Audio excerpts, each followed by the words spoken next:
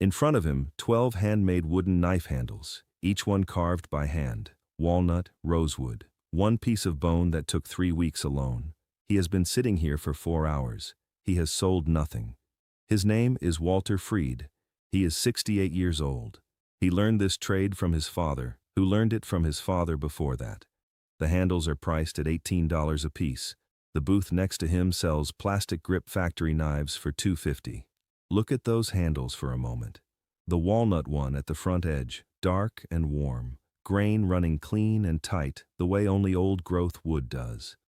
The rosewood beside it, reddish-brown, dense enough that it barely moves when the New Mexico wind picks up.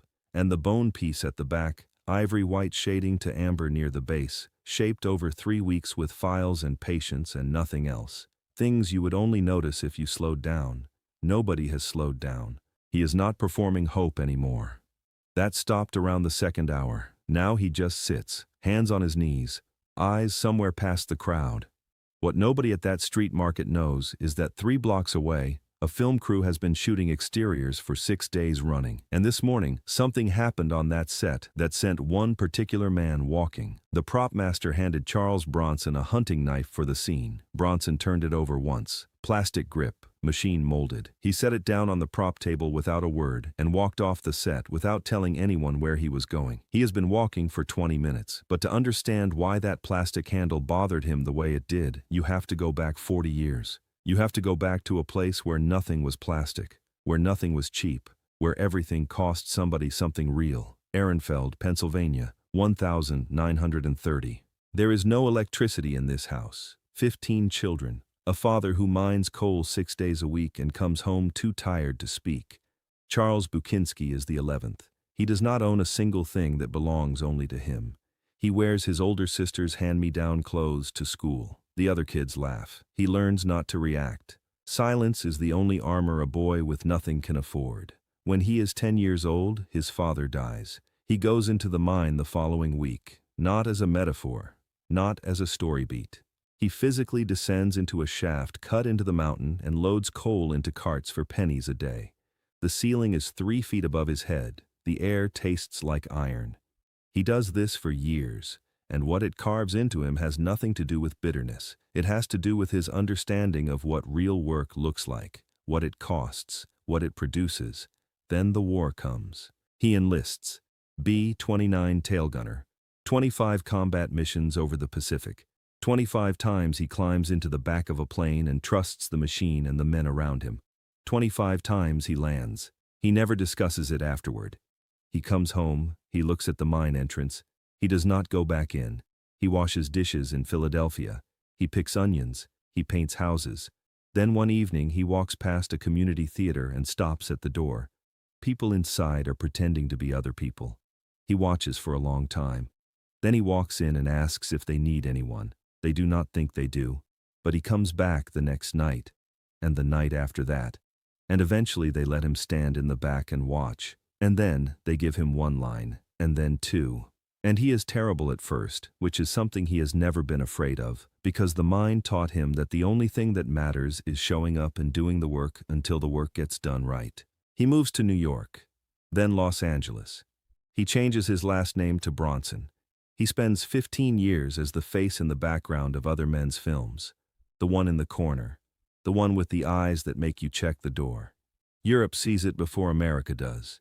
French directors put him on posters. Audiences in Paris and Rome look at this face and understand something instinctively, that this is not a man performing toughness. This is a man who was built by it. But in Hollywood, the studios see a supporting player and nothing more. Too rough. Too quiet. The studios are comfortable with that arrangement. He is not. Now he is 50 years old walking through a street market in Albuquerque, New Mexico, on a Tuesday morning when he should be on set. The market smells like dust and cut wood and something frying near the entrance. Vendors selling turquoise jewelry, a man with a table of used tools, a woman arranging pottery in careful rows, the usual texture of a working market, people who make things with their hands, selling them to people who mostly don't stop long enough to look. He almost walks past Walter Fried's table. Almost. He stops. He doesn't know why at first. Maybe the grain of the walnut. Maybe the way the bone handle catches the light differently from 10 feet away.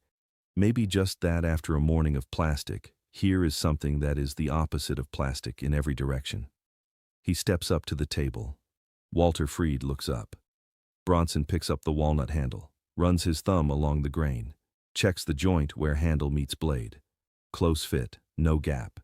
He sets it down and picks up the bone piece, turns it over. "How long did this one take?" he says. Walter looks at him. "Most people who stop don't ask that." 3 weeks, Walter says. "Bone's different from wood. You can't rush it or it splits." Bronson nods, sets it down carefully, the way you set down something that cost somebody 3 weeks. "What do you get for it?" 18. "And the booth down there?" 250. Walter's jaw tightens slightly. He doesn't elaborate. They sit with that for a moment. The market moves around them. At this table it seems far away. Bronson pulls a crate over and sits down. Walter watches him do it and doesn't say anything, which tells Bronson something about the man. "Walk me through how you make one," Bronson says. Walter gives him the look of a craftsman deciding whether a question is genuine. He decides it is. He leans forward and starts talking. He talks for 15 minutes. The difference between walnut and maple under a blade tang, the way bone has to be soaked before you work it or it cracks down the center and 3 weeks of work goes in the trash.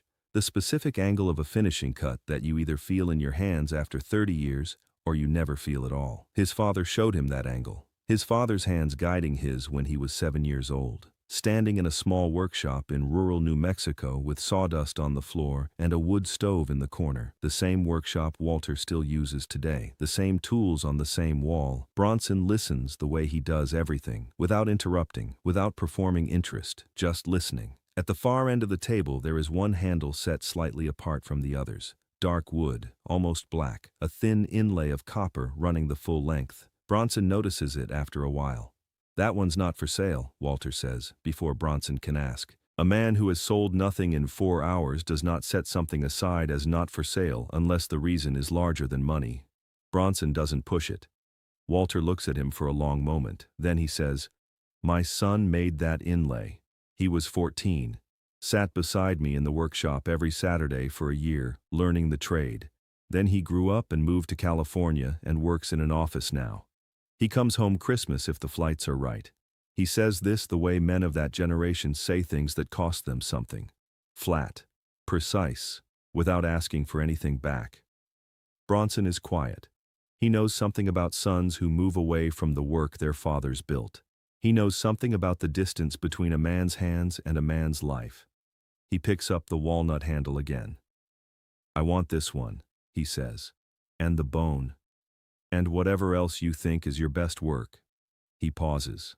"At your price. Don't adjust it." Walter looks at him steadily. "I'm not a charity project." "Neither am I," Bronson says. "I have a prop master who keeps handing me plastic. That's my problem. You're the man who can fix it. That's all this is." A long silence, the kind with something working in it. Walter nods once, the nod of a man whose word has always meant something. They shake hands. Bronson takes out a card. "Production office address." He sets it on the table. "Call this number when you have a piece ready. They'll tell you where we're shooting." He picks up the handles he bought, turns, takes 3 steps, stops.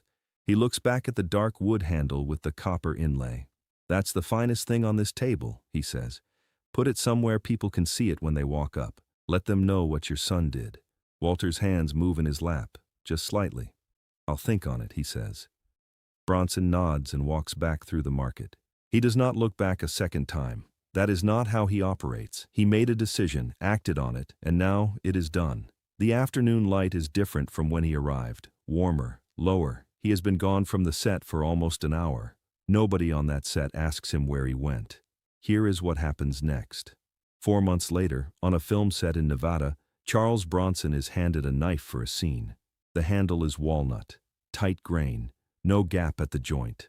The prop master, a different one now, the previous one having been quietly replaced, watches Bronson turn it over once and set it down ready to use. No notes, no adjustment.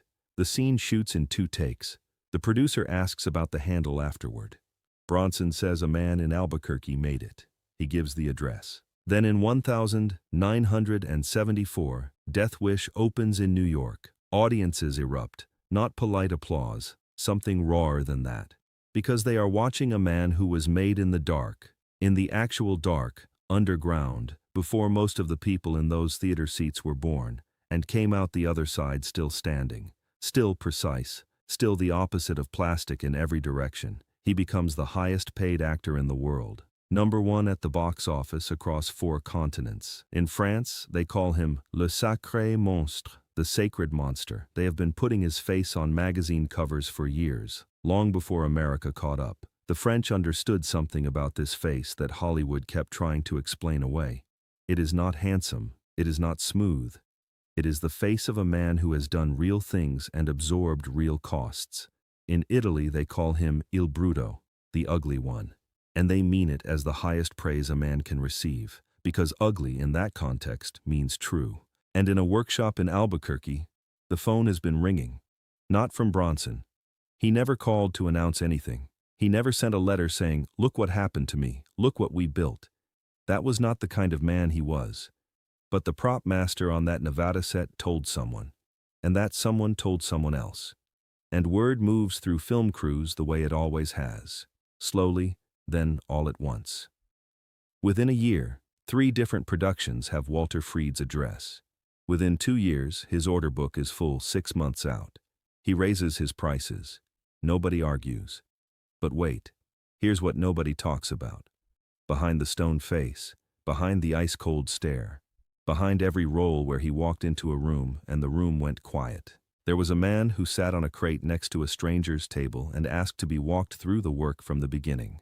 His wife Jill Ireland was diagnosed with breast cancer in 1984. He did not issue a statement. He did not make a film about it. He sat down beside her and did not leave. He used his name and his money to fund research. He used his voice, the one he almost never used, to speak publicly, to ask people to take it seriously. She passed in 1990. He never turned her death into a career moment. He carried it the way the mind trained him to carry everything. Silently, with his spine straight. He worked into his 60s and 70s. He lived on his ranch in Vermont, far from the industry. He refused almost every interview. When journalists came, they left feeling like they had just spoken to something older and more solid than the entertainment business deserved. In 2003, Charles Bronson passed away at 81. Pneumonia. Quietly. Every vigilante film made in the 50 years since Death Wish, every story about a quiet man pushed too far, who handles it with precision and without apology, exists because of the blueprint he drew in a New York alleyway at 53. Taken, John Wick, Man on Fire, The Equalizer. Every one of them. The genre he defined still dominates cinema today. Studios keep remaking the same story because audiences keep needing it. A man who has been ground down by the world, who absorbs it quietly, who does not ask permission when the moment finally comes. The blueprint still prints money today. And in a workshop in New Mexico, an old man set a walnut handle down on his bench one morning, picked up his tools, and went to work. Not because a famous man had bought something from his table, but because someone had sat down and asked to be shown the work and listened like it mattered. Sometimes that is enough to keep a man's hands moving. A black and white photograph, 1974. Charles Bronson on a New York sidewalk, jaw set, shoulders level, eyes looking just past the camera, like he has already seen whatever you are afraid of and made his decision about it. Silence is a source of great strength. Grit lasts forever. If this story stayed with you, subscribe, hit the bell. Drop a comment below with one word that describes Charles Bronson, and pass it on to someone who needs to hear it today.